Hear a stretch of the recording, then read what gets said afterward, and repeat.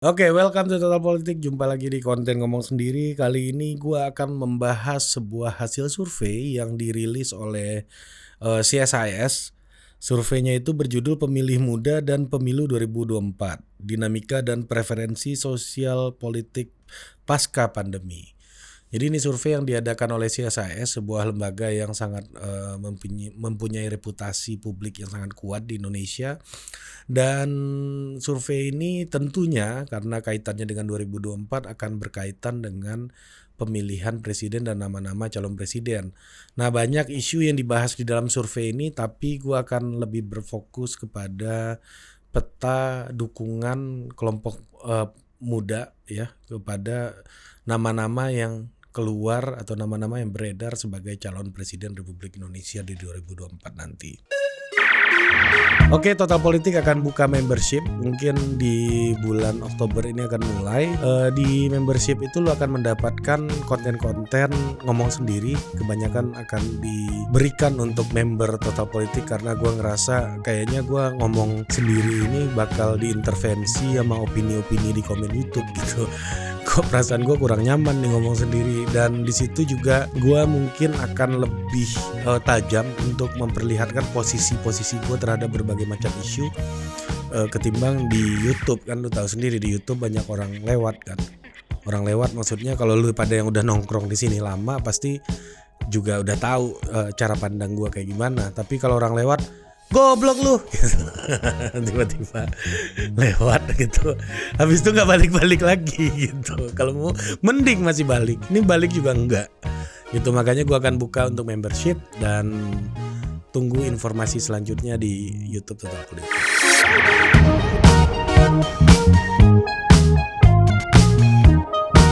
Oke, sebelum masuk ke survei ini ya, demografi pemilih Indonesia menjelang 2024 mengalami perubahan. Jadi proporsi usia muda itu berada di angka sekitar 60%. Jadi agak relevan. CSIS membuat survei yang berfokus kepada pemilih-pemilih muda karena memang di 2024 seperti halnya di dalam konten yang lain gue juga pernah mengatakan bahwa presiden yang akan dipilih di 2024 nanti adalah presiden yang akan memimpin mayoritas generasi yang berada di bawah generasinya. Jadi kalau presiden-presiden yang lalu itu masih banyak mayoritas yang dia pimpin adalah kelompok segenerasi, tapi ini berada di dalam garis generasi yang di bawahnya yang lebih banyak gitu, di bawah usianya atau di bawah generasi kayak boomer memimpin Gen Z gitu atau millennials. Jadi minoritas orang minoritas akan memimpin kita gitu nanti di 2024. Nah, seperti biasa kalau mau ngebahas survei, hal yang ingin gue bahas pertama adalah soal tingkat kepercayaan itu sekitar 95% dan juga margin of error dalam survei ini berada di angka 2,84%, artinya 2,84%, jadi plus minus 2,84%. Jadi ya kalau dibulatkan sekitar 3% lah plus minus. Jadi kalau angkanya 97 berarti kemungkinan besar 100 atau 3% di bawahnya atau 94% gitu. Jadi itu plus minusnya apa, margin of error itu maknanya kira-kira kayak gitu. Nah, gue masuk karena kemarin tuh banyak yang ngontak gue ya untuk berdiskusi soal pemilihan nama-nama calon presiden. Itu dirilis surveinya CSIS ada di halaman ke 95, itu soal popularitas nama-nama. Jadi di sini di popularitas nama di halaman 25 ini yang menarik adalah ada beberapa nama sih yang menarik buat gua. Pertama itu ada namanya Ridwan Kamil. Yang kedua ada nama Andika Perkasa. Jadi Ridwan Kamil itu popularitasnya 85%. Resistensi terhadap nama Ridwan Kamil itu sangat dikit. Jadi kesukaannya sampai angka 92%. Jadi maknanya adalah dari 85% orang yang tahu Ridwan Kamil ya, sekitar 92%-nya itu orang yang menyukainya. Ya kira-kira kalau ada 100 orang yang tahu Ridwan Kamil ya, yang suka sama dia 92 orang gitu. Ini agak beda dengan nama misalnya gue contohkan di sini nama Erlangga Hartarto misalnya. Ya 30% yang tahu sama Erlangga, 66% yang suka. Jadi lebih sedikit lebih setengah. Atau Puan Maharani nih, yang tahunya hampir 70%, 69,9, tapi yang suka 50%-nya, cuma setengahnya. Jadi dari 10 orang yang suka Puan tuh cuma 5 gitu. Yang 10 orang yang tahu Puan yang suka dia 5. Kalau Erlangga itu dari 10 orang yang tahu yang suka sama dia kira-kira 6 orang gitu. Kurang lebih gitu. Jadi ini poin yang sangat menarik gitu di survei ini. Dan jarang-jarang sebuah survei politik itu ngebuka popularitasnya ini. Ini jarang-jarang nih. Biasanya langsung masuk ke elektabilitas, tapi CSIS ngebuka soal preferensi, bagaimana soal approval rating dan popularitas dari seorang kandidat gitu. Nah ini hal yang sangat menarik diperhatikan dalam survei ini gitu. Sebelum kita masuk ke nama-nama dan elektabilitas gitu ya. Nah jadi di dalam nama-nama yang diajukan oleh CSIS itu confirm, ini menyolidkan ya kesimpulan-kesimpulan sebelumnya bahwa ada 3 nama yang selalu masuk ke dalam daftar range 1 gitu ya tier 1, yaitu ada nama di 14 nama gitu ya. Ya seperti biasa ada 3 teratas, Ganjar Pranowo, Prabowo Subianto, dan Anies Baswedan. Nah ini yang mengejutkan lagi ada Ridwan Kamil nih 16,2%. Masuk nama Ridwan Kamil ke, kita bisa bilang calon belasan ya. Calon belasan yang berada di atas 15% nih semuanya. Jadi ada 4 calon sebenarnya. Jadi kalau orang banyak bilang ada 3 calon teratas, sekarang udah berubah situasinya. Ada 4 calon, ada Ridwan Kamil satu lagi. Orang boleh berpikir apapun, mungkin angka ini belum tahu apakah solid ya menjelang 2024 ini. Ditambah lagi dengan adanya partai-partai yang mungkin sudah mengajukan calon presiden, tapi nama ini sangat solid gitu ya. Ada 3 teratas yang sudah solid, tapi nama Ridwan Kamil ini nama baru gitu yang muncul di papan atas survei. Nah kita nggak tahu nih setelah ini apakah nama Ridwan Kamil ini bisa bertahan atau hanya menjadi fenomena sesaat gitu. Nah ini yang perlu kita konfirmasi lagi lewat survei-survei berikutnya gitu. Nah ada 3 nama teratas. Nah ketika nama itu diuji lagi ya, 3 nama dijadikan dari 14 nama jadi 7 nama ya, angkanya Ganjar naik sekitar 1% ya ketika dari 14 jadi 7. Jadi perubahannya dari nama yang dihilangkan, setengah nama dihilangkan gitu, Ganjar itu cuma nambah 1%. Sementara Prabowo juga sekitar kurang dari 1% nambahnya. Nah Anies hampir 2% nambah namanya ketika nama-nama lainnya dihilangkan. Ya Ridwan Kamil lebih dari 1%, juga lebih dari 1%. Jadi Anies dan Ridwan Kamil itu namanya itu lebih dari 1% ya. Dan bahkan Anies hampir 2% bertambah ketika nama-nama lainnya dihilangkan gitu.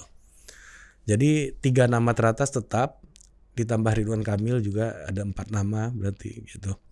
Nah ketika 3 nama teratas dimasukkan gitu ya, tetap Ganjar Pranowo menjadi yang nomor 1 gitu dengan 33% dari 7 ya. Dari 7 angka Ganjar jika dikurangin 4 orang lainnya, angka Ganjar itu bertambah sekitar 7%.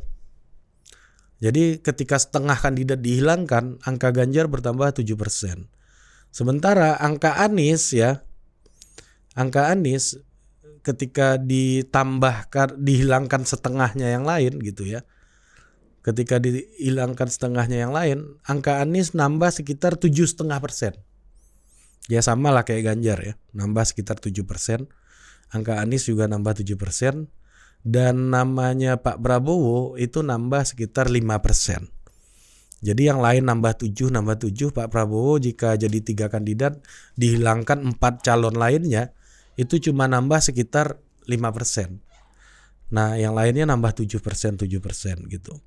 Nah jika head to head gitu, Anies Baswedan dan Ganjar gitu, Anies menang. Ya. Jadi nama Pak Prabowo dihilangkan, Anies langsung jadi 47%. Artinya apa? Artinya 2-1. Jika head to head Ganjar sama Anies, pemilih Pak Prabowo 2-nya ke Anies, 1-nya ke Ganjar. Jadi kalau misalnya Pak Prabowo nggak maju, itu 2-1 pendukungnya. 2-nya akan berpindah ke Anies, 1 ke Ganjar. Jadi kalau head to head Ganjar sama Anies, ya menang Anies. Tapi kalau head to head Ganjar sama Prabowo, belum bisa dipastikan siapa yang menang karena masih di dalam margin of error, yang satu 47,2%, yang satu 45%. Jadi masih berada dalam rentang margin of error. Kalau Pak Anies diadu sama Pak Prabowo, menangnya jauh banget. 48,6 dengan 42,8. Nah, jadi yang ingin gue sampaikan di sini adalah bahwa pemilih dari tengah ke kiri gitu ya. Tengah ke kiri ini maksud gue pendukung pemerintah, yang tengah-tengah dan pendukung pemerintah ya. Itu cuma punya satu hegemon, namanya Ganjar Pranowo. Cuma satu orang itu yang dominan di pemilih tengah ke kiri, yaitu pro pemerintah lah. Tengah dan sampai yang radikal pro pemerintah yang dominan itu cuma nama Ganjar. Sementara tengah ke kanan, tengah ke anti pemerintah gitu, itu majority itu didominasi oleh 2 nama, yaitu Pak Prabowo dan Pak Anies gitu. Nah jadi hasil survei ini ingin mengatakan, ini menurut interpretasi gua gitu ya, bahwa apabila Pak Ganjar ingin menang, dia harus cari suara kemana? Ya dia harus mau nggak mau harus mencoba keluar dari image sebagai tokoh tengah kiri ini. Jadi Pak Ganjar harus menjadi tokoh yang bisa diterima oleh kelompok kanan juga, kelompok anti pemerintah juga gitu. Nah sementara Pak Anies itu suaranya menurut gue sudah banyak gitu ya. Tapi ada 2 tokoh di segmen pemilihnya, Pak Prabowo dan Pak Anies sendiri. Jadi Pak Anies itu bisa menang mudah apabila Pak Prabowo nggak maju gitu. Jadi kalau ada 3 calon ya, 3 calon yang bisa dipastikan kalau yang maju itu adalah Pak Ganjar, Pak Anies dan Pak Prabowo, yang bisa dipastikan lolos ke putaran kedua menurut hasil survei ini cuma Pak Ganjar. Pak Prabowo dan Pak Anies angkanya beda-beda tipis, masih dalam rentang margin of error. Jadi 2 kandidat ini belum bisa dipastikan siapa yang akan maju ke putaran kedua. Jadi kalau misalnya Pak Ganjar ingin menang pemilu gitu ya, menurut gua 2 putaran itu sangat menguntungkan Pak Ganjar, karena satu-satunya yang pasti lolos putaran kedua cuma Pak Ganjar menurut hasil survei ini. Tetapi lawannya harus Pak Prabowo, baru dia menang. Kalau lawannya Pak Anies, dia akan kalah di putaran kedua gitu. Jadi Pak Prabowo harus maju untuk melawan Pak Ganjar di putaran kedua gitu. Jadi gimana caranya pertarungan antara Pak Prabowo dan Pak Anies gitu harus dimenangkan oleh Pak Prabowo. Bagaimana caranya? Bisa misalnya faktor wakil yang menentukan. Pak Prabowo harus punya wakil di Jawa Timur sementara Pak Anies enggak gitu misalnya. Atau siapa wakilnya gitu. Pak Prabowo harus punya wakil yang kuat yang punya basis pemilih di Pulau Jawa gitu. Sehingga Pak Prabowo bisa maju ke putaran kedua dan lawan Ganjar dipastikan Pak Ganjar yang menang. Tapi kalau Pak Anies yang maju ke putaran kedua, Pak Ganjar pasti kalah. Menurut hasil survei ini gitu. Nah, jadi Ini soal bagaimana simulasi kemungkinan-kemungkinan yang akan terjadi dalam Pilpres 2024 nanti gitu. Menurut hasil survei ini, bahwa kita lihat setiap kandidat punya obstacles-nya masing-masing ya. Kayak Pak Ganjar tadi, obstacles-nya dia udah sulit tuh mencari suara di luar kelompok pro pendukung pemerintah. Dia harus explore lagi untuk jauh lebih ke tengah gitu ya, untuk memasuki kantong-kantong suara yang belum memiliki dukungan politik atau kantong-kantong suara yang bahkan menjadi kantong-kantong suara lawan gitu. Misalnya dia kampanye dengan serius ke Sumatera Barat atau ke Sulawesi Selatan gitu ya, yang menjadi basis-basis dari kelompok kekuatan yang berseberangan dengan pemerintah gitu. Mungkin wakilnya orang luar Jawa gitu, Pak Ganjar kalau maju bisa milih wakil dari orang Sulawesi Selatan gitu misalnya, yang lebih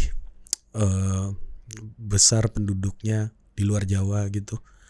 Nah sementara Pak Anies Baswedan dia harus menghadapi dengan pelanggan peserta Pilpres, yaitu Pak Prabowo, karena basis suaranya itu mirip dan mereka berada di segmen pemilih yang sama gitu. Jadi per hari ini obstacle ini masih punya dimiliki oleh setiap kandidat. Dan gue jadi mengerti kenapa PDI Perjuangan belum serta-merta memberikan dukungannya kepada Ganjar, selain ada alasan misalnya punya preferensi lain seperti Bu Puan Maharani gitu yang merupakan kader partai utamanya gitu. Tetapi juga melihat angka elektabilitas Pak Ganjar yang ternyata opsinya untuk kalah itu masih ada gitu. Nah angkanya menang itu juga gak meyakinkan banget gitu. Misalnya kayak gue bilang tadi, kalau 3 kandidat, Ganjar, Anies, Prabowo gitu, Pak Ganjar akan menang kalau putaran kedua lawannya adalah Pak Prabowo. Tapi kalau lawannya Pak Anies ini bisa kalah gitu kalau menurut survei ini. Kemungkinan kalahnya besar gitu. Nah kalau misalnya Pak Ganjar ingin head to head, ya lawannya Pak Prabowo. Gimana caranya Pak Prabowo lah yang akan berhadapan di putaran kedua. Bagaimana caranya Pak Prabowo bisa menggerus suara Mas Anies gitu, dan mereka berhadapan di putaran kedua, dan kemungkinan besar untuk menang yaitu Pak Ganjar gitu menurut hasil survei ini. Jadi gitu sih kalau gue membaca hasil survei ini, bukan soal wah Ganjar tinggi, oh Anies tinggi, oh Anies menang lawan Ganjar, bukan hanya soal itu, tapi juga soal bagaimana simulasi dan opportunity yang akan mungkin untuk disimulasikan untuk menghadapi Pilpres nanti. Jadi kalau 3 calon, Ganjar dipastikan masuk putaran kedua ya. Kalau udah putaran kedua, kalau lawannya Anies bisa kalah, tapi lawannya Prabowo dipastikan Ganjar menang. Jadi gimana caranya skenario itu terjadi? Pilpres 2 putaran, Ganjar Prabowo di putaran kedua, Ganjar lawan Prabowo di putaran kedua. Tapi kalau skenario lainnya yang terjadi, ya kemungkinan besar yang menang adalah Pak Anies Baswedan. Begitu hasil temuan dari CSIS gitu. Nah, balik lagi masalah apa yang terjadi di masa depan kita nggak tahu, tapi kita harus memaknai survei itu sebagai potret kejadian hari ini, potret kejadian di mana belum banyak terjadi intervensi-intervensi, potret kejadian di saat konteks hari ini di mana partai politik belum ada yang secara resmi mengajukan nama calon presiden. Mungkin itu aja. Sampai jumpa lagi di Total Break. Sampai jumpa lagi di Total Politik berikut. Sampai jumpa lagi di Total Politik berikut.